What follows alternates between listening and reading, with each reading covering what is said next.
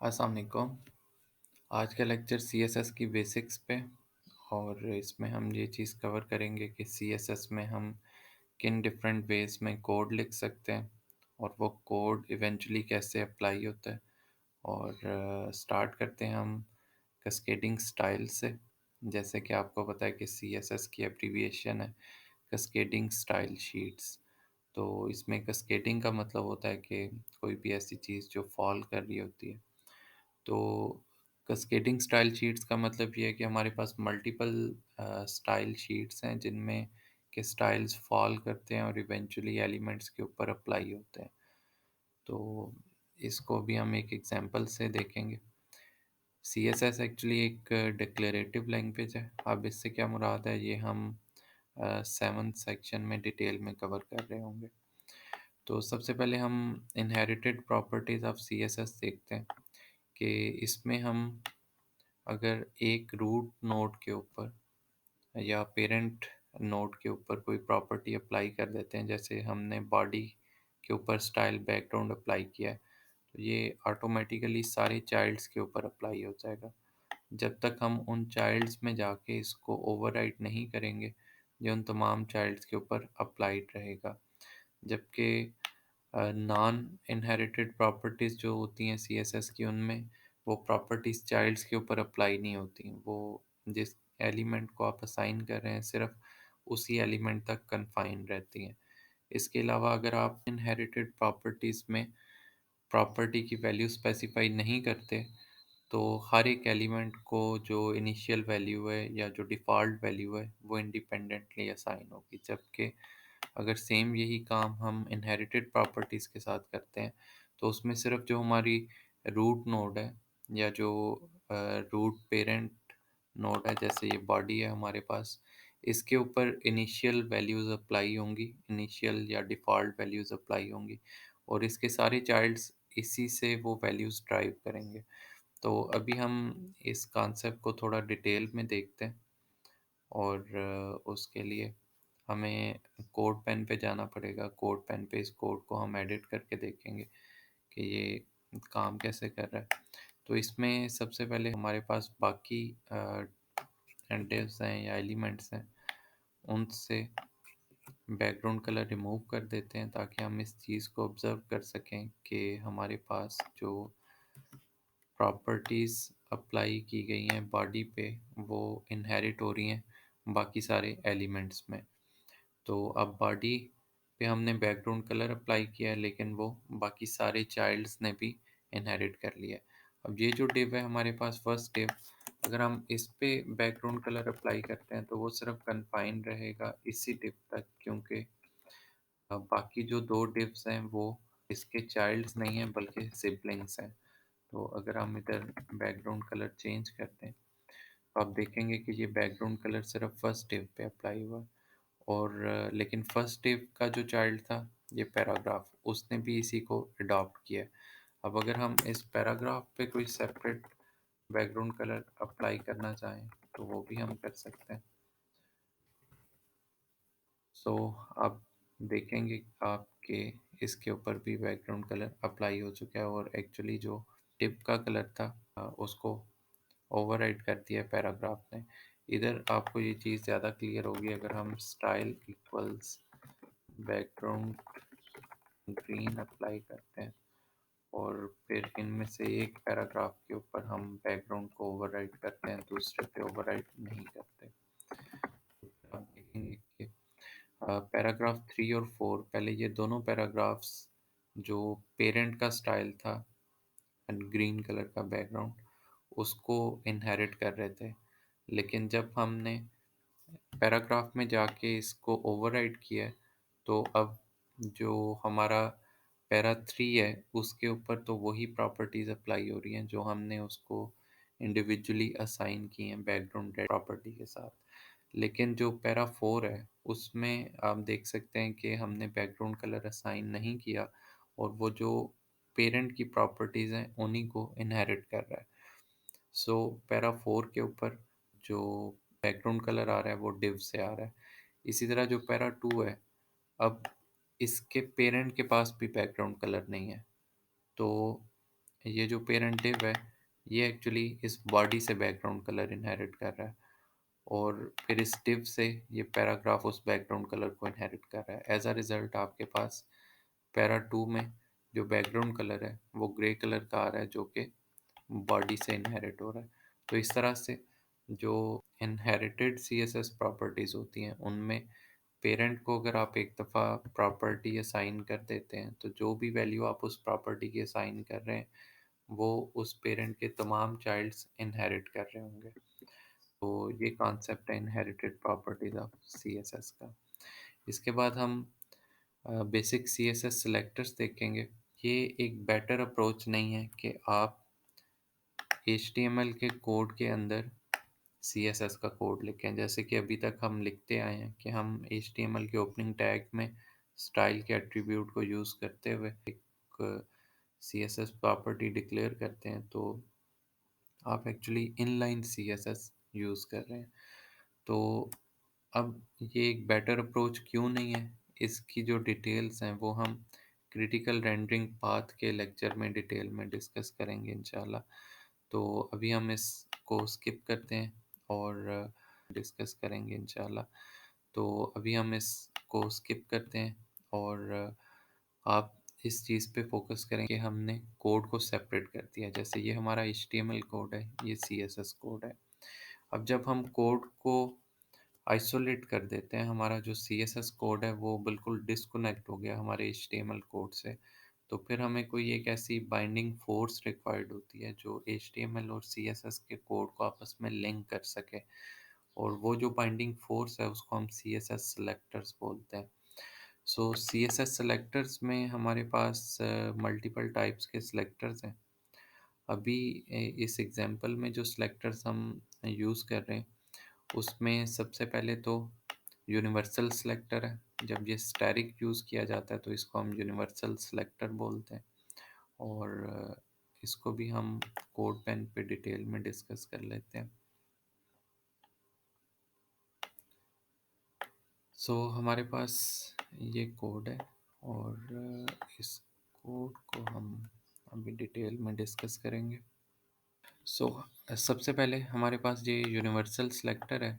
Universal selector जितने भी elements हैं HTML के, उन तमाम एलिमेंट्स को सिलेक्ट कर लेता है। सो अगर हम ये बाकी सारा जो कोड है इसको रिमूव कर दें, तो हमारे पास जो बैकग्राउंड कलर आ रहा होगा वो ग्रे कलर का आ रहा होगा, इसलिए कि हमने यूनिवर्सल सिलेक्टर के through background colour grey assign किया है। और यूनिवर्सल सिलेक्टर सारे एलिमेंट्स को टारगेट करता है, आपके वेब पेज में जितने भी एलिमेंट्स होते हैं।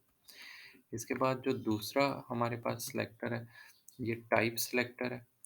टाइप सिलेक्टर टारगेट करता है उस नेम के टैग्स को जिस नेम का टाइप सिलेक्टर आप यूज़ कर रहे हैं। जैसे पी हमने लिखा है, तो ये इधर जितने भी पैराग्राफ्स हैं उन तमाम को सिलेक्ट कर लेगा, और सिलेक्ट करने के बाद आपने करली ब्रेसेस में जो CSS प्रॉपर्टीज़ डिफ़ाइन की हुई हैं, ये उन प्रॉपर्टीज़ को अप्लाई कर देगा सिलेक्टेड एलिमेंट्स के ऊपर।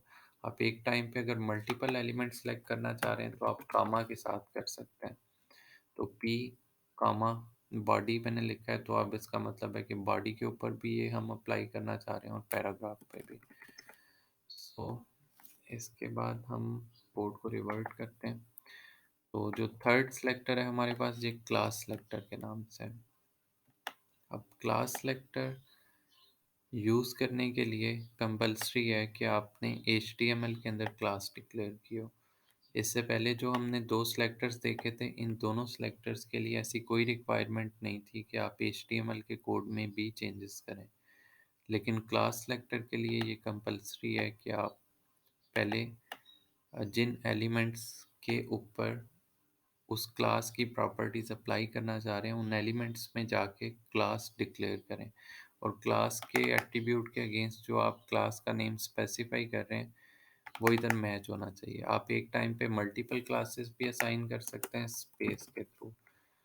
तो अब वन स्पेस टू का मतलब है कि इस एलिमेंट के ऊपर वन क्लास भी अप्लाई करना चाह रहे हैं और टू क्लास भी। तो अभी करंटली हमारे पास CSS में सिर्फ वन क्लास है, तो इसलिए हम सिर्फ उसी तक फोकस करते हैं। इसके बाद जो फोर्थ सिलेक्टर है ये एट्रीब्यूट सिलेक्टर है। एट्रीब्यूट सिलेक्टर में कुछ यूँ होता है कि हम कोई भी टैग स्पेसिफाई करके उसके एट्रीब्यूट को बता देते हैं कि अगर इस टैग के अंदर ये एट्रीब्यूट आ रहा है तो इसको सिलेक्ट कर लो। जैसे करंटली हमारे पास HTML में 4 पैराग्राफ्स हैं, लेकिन हमने इधर स्पेसिफाई किया है कि हमें सिर्फ वो वाला पैराग्राफ चाहिए जिसमें टाइटल का एट्रीब्यूट आ रहा है। अभी हम इस वैल्यू को भी स्किप कर देते हैं। तो आप देख सकते हैं कि हमारा जो एट्रीब्यूट सिलेक्टर है वो ये कह रहा है कि वो वाले पैराग्राफ सेलेक्ट करो जिनमें टाइटल का एट्रीब्यूट यूज़ हुआ है। और ये पैरा 3 के नाम से है पैराग्राफ जिसमें टाइटल का एट्रीब्यूट यूज़ हुआ है, और इसमें हमने बैकग्राउंड कलर रेड स्पेसिफाई कर दिया है, तो अब इस पे रेड कलर अप्लाई हो रहा है। आप इससे फर्दर भी कुछ वैल्यूज़ चेक कर सकते हैं। जैसे अगर आप चाहते हैं कि आपके पास 2 ऐसे पैराग्राफ्स हैं जिनमें टाइटल का एट्रीब्यूट आ रहा है, तो अब इस पैराग्राफ 2 में जो टाइटल है उसमें आपने कोई रैंडम टेक्स्ट लिखा हुआ है, लेट्स से ABC XYZ आपने कुछ पे लिखा हुआ है। तो अगर आप लिखेंगे P टाइटल, तो ये दोनों पैराग्राफ सेलेक्ट हो जाएंगे क्योंकि इन दोनों में टाइटल का एट्रीब्यूट आ रहा है। लेकिन अगर हम कुछ यूँ करें कि कोई क्राइटेरिया भी स्पेसिफाई करते हैं, जैसे हमने टिल्ड साइन के थ्रू इक्वल मेंशन करके पैरा लिख दिया है। अब इसका मतलब ये है कि अगर इस पूरी स्ट्रिंग में कहीं भी पैरा का वर्ड आ रहा है तो उस पैराग्राफ को सिलेक्ट कर लो। जैसे कि अब आप देख सकते हैं कि हमारे पास सिर्फ पैरा 3 रेड में आ रहा है, हमारे पास पैरा 2 रेड में नहीं आ रहा। अगर हम इधर पैरा की जगह ABC लिखते हैं तो अब जो पैरा 3 है वो रेड नहीं रहेगा, बल्कि पैरा 2 को रेड हो जाना चाहिए अगर हमने इधर वर्ड के तौर पे इसको यूज़ किया होगा। तो आप देख सकते हैं कि हमारे पास अगर ABC का वर्ड आ रहा होगा तो फिर ये सिलेक्ट करेगा। सो हम इसको रिवर्ट करते हैं पैरा के ऊपर, और आप देखेंगे कि पैरा 3 सिलेक्ट हो गया है। अब हमारे पास कुछ फर्दर भी क्राइटेरियाज हैं। फॉर एग्जांपल हम सिर्फ इक्वल यूज़ करते हैं, तो इसका मतलब है कि हम एग्जैक्ट वैल्यू मैच करना चाह रहे हैं। तो ये आप देखेंगे कि अब ये पैरा 3 सेलेक्ट होगा, लेकिन पहले हम सिर्फ टिल्ड साइन यूज़ कर रहे थे तो उसमें सिर्फ वो वर्ड एग्जिस्ट करना चाहिए, बाकी ये कंपलसरी नहीं है कि वो पूरी वैल्यू सेम मैच करे। इसके अलावा हमारे पास इधर टिल्ड साइन के अलावा कुछ और सिंबल्स भी हैं, जैसे पाइप का सिंबल है। अगर हम इसको यूज़ करते हैं तो ये स्टार्ट में वर्ड को चेक करेगा, और इसी तरह जो हमारे पास स्टैरिक का सिंबल है ये यूज़ होगा अगर हम सेलेक्ट करना चाह रहे हैं एंड वाले किसी वर्ड को। ओके, सो एस्टेरिक एंड वाले वर्ड को चेक करता है, और पाइप साइन स्टार्ट वाले वर्ड को। इसी तरह हमारे पास जो पावर का साइन है ये स्टार्ट पे करेक्टर्स को चेक करता है। इसने वर्ड्स नहीं देखने, इसने सिर्फ करेक्टर्स देखने हैं, तो अगर स्टार्ट में A आ गया तो ये सिलेक्ट कर लेगा। इसी तरह जो डॉलर साइन है ये एंड वाले करेक्टर्स को चेक करेगा, तो अगर एंड पे Z आ रहा है तो ये सिलेक्ट कर लेगा। अगर A हम लिखेंगे एंड पे तो ये पैरा 3 को सिलेक्ट कर लेगा, और एंड पे आप मल्टीपल भी बता सकते हैं, तो XYZ भी इधर मैच हो रहा है। सो हमने डिफरेंट एट्रीब्यूट्स एक्सप्लोर कर लिए जो कि हम सिलेक्शन के लिए यूज़ कर सकते हैं CSS में। और हम फर्दर देखेंगे कि जो ये हैश साइन है इसके साथ आप जब यूज़ करते हैं तो hash sign actually ID selector कहलाता है, और क्लास सिलेक्टर के लिए ज़रूरी है कि आप क्लास का एट्रीब्यूट यूज़ करें। आईडी सिलेक्टर के लिए ज़रूरी है कि आपने आईडी का एट्रीब्यूट यूज़ किया हो। और अब हमने आईडी को जो वैल्यू असाइन की है वो भी इधर एग्जिस्ट करनी चाहिए, तो वो भी अब एग्जिस्ट कर रही है, तो इसलिए इधर येलो कलर असाइन हो रहा है। एक और इम्पॉर्टेंट पॉइंट है कि हमारे पास जो क्लास है वो पिंक कलर असाइन करना चाह रही है पैरा 4 को, जबकि जो ID2 है ये पैरा 4 को येलो कलर असाइन करना चाह रहा है। तो जो कोड जितना ज़्यादा स्पेसिफाइड होगा, जितना ज़्यादा वेल फोकस्ड होगा, उसकी उतनी ज़्यादा प्रायोरिटी होगी। तो अब जो आईडी है ये सिर्फ और सिर्फ एक एलिमेंट पे आप एक आईडी असाइन कर सकते हैं। मींस के इधर हमने 2 लिखा है, तो अब ID2 आप किसी और एलिमेंट पे रिपीट नहीं कर सकते।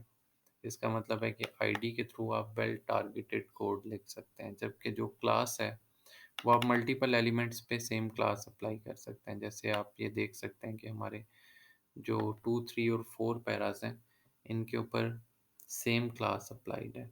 तो इसी तरह जो हमारे पास टाइप सिलेक्टर है ये सारे के सारे पैराग्राफ्स को सिलेक्ट कर रहा है, तो ये ज़्यादा जेनेरिक है। सो जितना जेनेरिक आप यूज़ कर रहे हैं सिलेक्टर, उसकी प्रायोरिटी उतनी कम होगी। और जब भी कोई कन्फ्लिक्ट आएगा, जैसे करंटली हमारे पास ये कन्फ्लिक्ट है कि 1 की क्लास पिंक कलर असाइन करना चाह रही है और 2 का आईडी येलो कलर असाइन करना चाह रहा है पैराग्राफ 4 को। तो अब ये कन्फ्लिक्टिंग सिचुएशन है जिसमें कि एक ही एलिमेंट के लिए हमारे पास 2 डिफरेंट इंस्ट्रक्शंस आ रही हैं। तो ब्राउज़र उन इंस्ट्रक्शंस को फॉलो करेगा जो मोर स्पेसिफाइड हैं। सो आईडी क्योंकि ज़्यादा टारगेटेड वे में कोड लिखता है, तो इसलिए ब्राउज़र आईडी को प्रेफर कर रहा होगा। इसके बाद अगर आप सेम CSS सिलेक्टर को यूज़ करते हुए एक ही प्रॉपर्टी की मल्टीपल वैल्यूज असाइन करते हैं, जैसे अभी हमने आईडी सिलेक्टर के थ्रू येलो और ग्रीन कलर असाइन किया है, तो जो वैल्यू बाद में आ रही होगी वो अप्लाई हो जाएगी। जैसे अभी आप देख सकते हैं कि हमारे पास पैरा 4 के ऊपर पहले येलो कलर अप्लाई हो रहा था, लेकिन जब हमने ग्रीन कलर स्पेसिफाई किया तो अब ग्रीन अप्लाई हो रहा है। और ये इसलिए अप्लाई हो रहा है कि ग्रीन बाद में आ रहा है। अगर हम ग्रीन को ऊपर ले जाएं तो अब इस केस में आप देखेंगे कि स्टिल येलो कलर ही अपीयर होगा। तो इस तरह से जो कलर बाद में आ रहा होगा वो कलर एक्चुअली अप्लाई होगा। और इसके अलावा अगर आप मल्टीपल एलिमेंट्स पे सेम प्रॉपर्टीज अप्लाई करना चाह रहे हैं तो आप कामा के थ्रू कर सकते हैं। जैसे कि इधर हमने पैराग्राफ के ऊपर टाइटल के एट्रीब्यूट के थ्रू पैरा को सिलेक्ट किया जो कि थर्ड पैरा पे जा रहा है। तो इसी तरह अब हमने 2 ID के साथ वाइट कलर असाइन करना था और 2 ID ऑलरेडी पैरा 4 में एग्जिस्ट कर रहा है। तो अगर हमने पैरा 3 और पैरा 4 इन दोनों को वाइट कलर असाइन करना है तो हम सिंगल स्टेटमेंट में भी कर सकते हैं कामा के थ्रू। सो हम कामा सेपरेटेड 2 सेलेक्टर्स या मल्टीपल सेलेक्टर्स लिख सकते हैं और उनको सेम CSS प्रॉपर्टीज असाइन कर सकते हैं। सो ये कुछ बेसिक CSS सेलेक्टर्स थे। अब हम CSS कम्बिनेटर्स को एक्सप्लोर करते हैं। CSS कम्बिनेटर्स का ये कॉन्सेप्ट है कि अगर आप एक वक्त में एक से ज़्यादा सेलेक्टर्स को कंबाइन करके यूज़ करना चाह रहे हैं तो उस वक्त CSS कम्बिनेटर्स यूज़ होते हैं। इसमें 4 तरह के CSS कम्बिनेटर्स हैं। चाइल्ड सेलेक्टर सिर्फ और सिर्फ फर्स्ट लेवल चाइल्ड्स या डायरेक्ट चाइल्ड्स को सिलेक्ट करने के लिए यूज़ होता है। जैसे अभी हमारे पास जो इधर एग्जांपल है इसमें हमने बॉडी, डिव और पैराग्राफ इनके ऊपर चाइल्ड सेलेक्टर अप्लाई किया। इसका मतलब ये है कि बॉडी में डिव पे जाओ। अब इसमें सिर्फ एक ही डिव है बॉडी के चाइल्ड्स में, और उसके बाद पैराग्राफ पे जाओ। तो अब बॉडी, डिव, पैराग्राफ, ये 3 पैराग्राफ्स इसमें सेलेक्ट हो रहे हैं। तो इन तीनों पे हमने अप्लाई किया बैकग्राउंड कलर ग्रे, तो इन तीनों पे अप्लाई हो गया। अब जो बाकी 2 पैराग्राफ्स थे, जैसे ये पैराग्राफ है ये बॉडी, डिव, उसके बाद फिर डिव और फिर पैराग्राफ है। मीन्स के अगर हम ये कंडीशन अप्लाई करें कि बॉडी के चाइल्ड डिव पे जाओ और डिव के चाइल्ड पैराग्राफ पे जाओ, तो उसमें ये पैराग्राफ नहीं आता। इसी तरह ये पैराग्राफ भी नहीं आता, तो इसलिए 3 पैराग्राफ्स आते थे और उन तीनों पे बैकग्राउंड कलर ग्रे असाइन हो गया। इसके बाद नेक्स्ट डिसेंडेंट सेलेक्टर है, ये स्पेस के थ्रू हम यूज़ करते हैं। अगर स्पेस यूज़ करेंगे तो फिर जितने भी चाइल्ड्स हैं वो सारे सिलेक्ट हो जाएंगे, उसमें फिर ये इशू नहीं रहेगा कि वो डायरेक्ट चाइल्ड है या नहीं है। तो अब हम देखते हैं कि इसके थ्रू हमने कौन से प्रॉपर्टी असाइन की है। कलर रेड, तो बॉडी में हम जा रहे हैं, बॉडी से डिव पे जा रहे हैं और डिव से पैराग्राफ में जा रहे हैं, और उसके बाद हम रेड कलर असाइन कर रहे हैं। तो अब देखते हैं कि बॉडी से नेक्स्ट हमें जाना है डिव पे, तो ये डिव सेलेक्ट हो जाएगी। इसके बाद डिव में जितने भी पैराग्राफ्स हैं वो सारे सेलेक्ट करके सबको रेड कलर असाइन करना है। तो अब हमारे पास जो पैरा 2 है वो भी सिलेक्ट हो जाएगा, क्योंकि जो डिसेंडेंट सेलेक्टर है वो सिर्फ डायरेक्ट चाइल्ड्स नहीं देखता, वो जितने भी डिसेंडेंट्स हैं सबको पिक कर लेता है, जबकि जो चाइल्ड सेलेक्टर है वो सिर्फ डायरेक्ट चाइल्ड्स को पिक करता है। तो ये इन दोनों का डिफरेंस था। इसके बाद हम एडजेसेंट सिबलिंग सेलेक्टर देखेंगे, जिसमें कि सिर्फ और सिर्फ वेरी नेक्स्ट सिबलिंग सेलेक्ट होता है, और इसका कोड इधर लिखा हुआ है। अब ये हम कुछ यूँ स्पेसिफाई कर रहे हैं कि बॉडी में डिव पे जाओ और डिव में जो डिव से नेक्स्ट पैराग्राफ है, और वो भी सिर्फ सिंगल पैराग्राफ, उसको सेलेक्ट करके उसके टेक्स्ट को अपर केस में कन्वर्ट कर दो। तो वो आप देख सकते हैं कि पैरा 5 अपर केस में आ रहा है, वो इसलिए कि डिव में जो बॉडी में जो डिव है उसके बाद यही पैराग्राफ आ रहा है, तो सिर्फ एक पैराग्राफ सेलेक्ट होगा। अगर इधर हम एक मज़ीद पैराग्राफ भी ऐड कर देते हैं तो वो सिलेक्ट नहीं होगा, क्योंकि एडजेसेंट सिबलिंग सेलेक्टर सिर्फ एक ही एडजेसेंट सिबलिंग को सिलेक्ट करता है। इसके बाद जो जनरल सिबलिंग सेलेक्टर है ये मल्टीपल सिबलिंग्स को सिलेक्ट करता है। इसके लिए हम टिल्ड साइन यूज़ करते हैं। सो बॉडी, डिव, पैराग्राफ, और उसके बाद टिल्ड साइन पैराग्राफ, और फ़ॉन्ट साइज 22 पिक्सेल्स। तो अब एक्चुअली हमने जब इतना कोड लिखा तो ये फर्स्ट पैराग्राफ तक चला गया, और फिर इस पैराग्राफ के अगेंस्ट हमने बोला कि जो इसके डायरेक्ट सिबलिंग्स हैं उनको सेलेक्ट कर लो। अब ये जो पैरा 2 है ये डायरेक्ट नहीं है, क्योंकि सेंटर में एक डिव आता है, जबकि पैरा 3 और 4 डायरेक्ट सिबलिंग्स हैं, तो इन पे फ़ॉन्ट साइज 22 पिक्सेल्स अप्लाई हो गया। ये आप देख सकते हैं कि इस div की वजह से पैरा 2 सेलेक्ट नहीं हुआ। तो इस तरह से हम CSS कम्बिनेटर्स को यूज़ करके मल्टीपल सेलेक्टर्स को मर्ज करके सेलेक्ट कर सकते हैं एलिमेंट्स को। इससे नेक्स्ट कॉन्सेप्ट है CSS स्पेसिफिसिटी। इसके थ्रू ब्राउज़र ये डिसाइड करता है कि कन्फ्लिक्टिंग डिक्लेरेशंस को कैसे एवेलुएट करना है। सो इसमें सबसे पहले हमारे पास इंटरनल और एक्सटर्नल CSS आता है। अब इंटरनल और एक्सटर्नल CSS ये है कि हम जो अभी CSS का कोड देख रहे थे, इस कोड को हम अपने वेब पेज के हेड के सेक्शन में भी लिख सकते हैं स्टाइल के टैग को यूज़ करके, और हम इसको एक सेपरेट फाइल क्रिएट करके डॉट CSS की एक्सटेंशन के साथ उसमें भी लिख सकते हैं। सेपरेट फाइल में लिखते हैं तो इसको बोलेंगे एक्सटर्नल CSS, और अगर हम हेड के सेक्शन में लिखते हैं तो इसको बोलेंगे इंटरनल CSS। अब अगर एक ही एलिमेंट के अगेंस्ट दो कन्फ्लिक्टिंग स्टेटमेंट्स हैं, उनमें से एक स्टेटमेंट एक्सटर्नल CSS में है और एक इंटरनल CSS में है, तो ब्राउज़र प्रेफरेंस देगा इंटरनल CSS की स्टेटमेंट को। इसी तरह हमारे पास अगर मल्टीपल सेलेक्टर्स हैं, उनमें कन्फ्लिक्टिंग स्टेटमेंट्स हैं, तो ब्राउज़र उनको अवेलुएट करेगा एक स्कोर की बेस पे, जो कि ब्राउज़र कैलकुलेट करता है कुछ इस तरह से कि 1000 स्कोर असाइन किया जाता है इनलाइन CSS के लिए, जो कि स्टाइल के एट्रीब्यूट के थ्रू हम असाइन कर रहे होते हैं। 100 स्कोर असाइन किया जाता है ID सेलेक्टर्स के लिए। 10 स्कोर असाइन किया जाता है सूडो क्लासेस के लिए या फिर क्लासेस के लिए। सूडो क्लासेस सिंगल कोलन के साथ यूज़ होती हैं, तो जिधर भी सीएसएस में आपको सिंगल कोलन साइन नज़र आए तो वो आप सूडो क्लासेस कंसिडर कर सकते हैं। इसके बाद वन स्कोर सूडो एलिमेंट्स के लिए यूज़ होता है या टाइप सेलेक्टर्स के लिए यूज़ होता है। अब सूडो सेलेक्टर्स कैसे आइडेंटिफाई होंगे? डबल कोलन से। तो जिधर भी सीएसएस में आपको डबल कोलन नज़र आए तो वो सूडो एलिमेंट है, और सूडो एलिमेंट्स या टाइप सेलेक्टर्स को वन स्कोर असाइन होगा।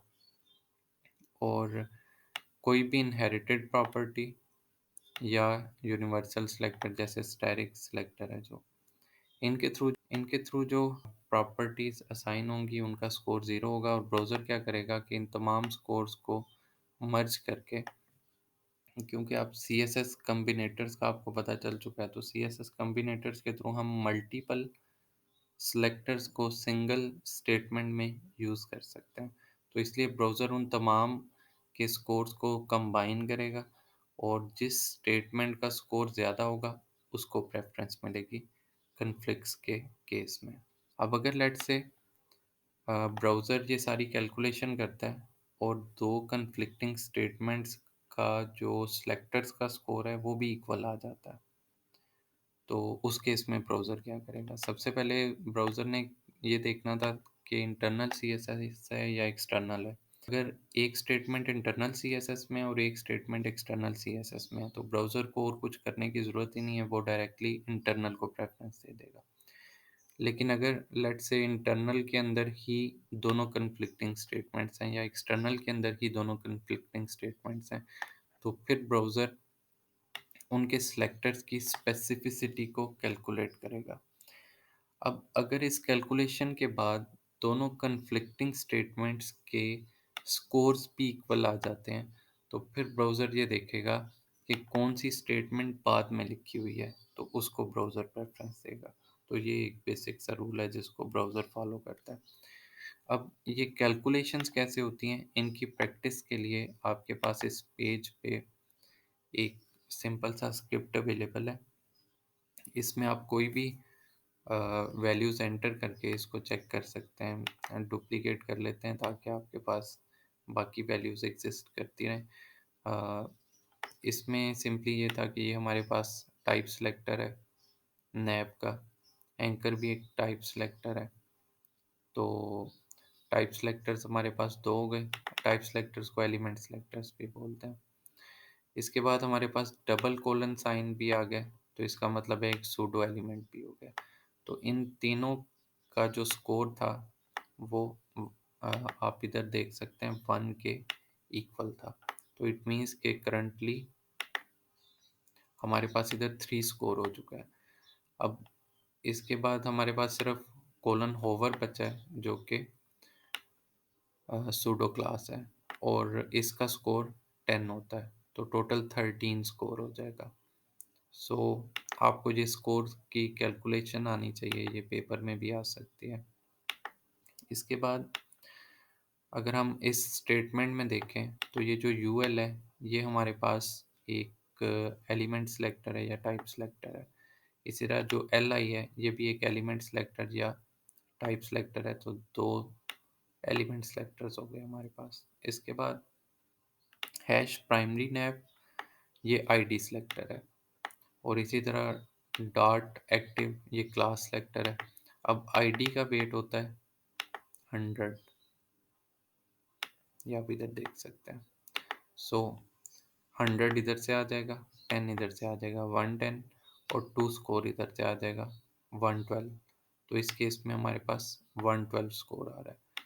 अब इसी तरह से हम कोई भी और इधर सेलेक्टर्स लिख के देख सकते हैं। फॉर एग्जांपल डिव के अगेंस्ट अगर हमारे पास इधर पैराग्राफ है और होवर वगैरह हम यूज़ नहीं करते। प्रीवियस एग्जांपल में जैसे हमारे पास था कि पैराग्राफ के बाद हमने फिर डिव लिया था, फिर हमने पैराग्राफ लिया था। अब ये 4 एलिमेंट सेलेक्टर्स हैं, और एक और चीज़ कि ये जो हमारे पास सी एस एस कम्बिनेटर्स हैं इनका कोई रोल नहीं होता स्पेसिफिसिटी के कैलकुलेशन के अंदर। अब अगर हम इधर क्लास यूज़ करेंगे तो इसका स्कोर इंक्रीज कर जाएगा। करंटली इसका स्कोर 4 है। अगर हम क्लास यूज़ करेंगे तो ये स्कोर चेंज हो जाएगा। जैसे हम इधर डॉट 1 लिखते हैं तो अब इसका स्कोर 13 हो गया। और अगर हम इधर कोई आईडी सेलेक्टर यूज़ करते हैं जैसे #1, अब 100 स्कोर इधर से आ जाएगा, 10 इधर से, 110 और 3 इधर से, तो 113 हो जाएगा। तो ये स्कोर्स की कैलकुलेशन, स्पेसिफिसिटी की वैल्यूज़ कैलकुलेट करनी आनी चाहिए आपको। इसके अलावा अगर आप चाहते हैं कि आप लाजमन कोई वैल्यू अप्लाई करें, वो स्पेसिफिसिटी को भी ओवरराइड कर दे, तो आप इम्पॉर्टेंट का कीवर्ड यूज़ कर सकते हैं।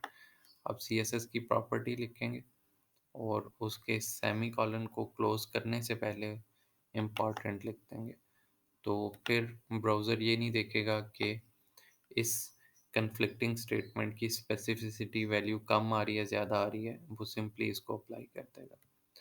अब इसके बाद हमारे पास टाइप्स ऑफ स्टाइल शीट्स भी हैं। 3 तरह की स्टाइल शीट्स होती हैं। User agent style sheets browser की डिफ़ॉल्ट सेटिंग्स हैं।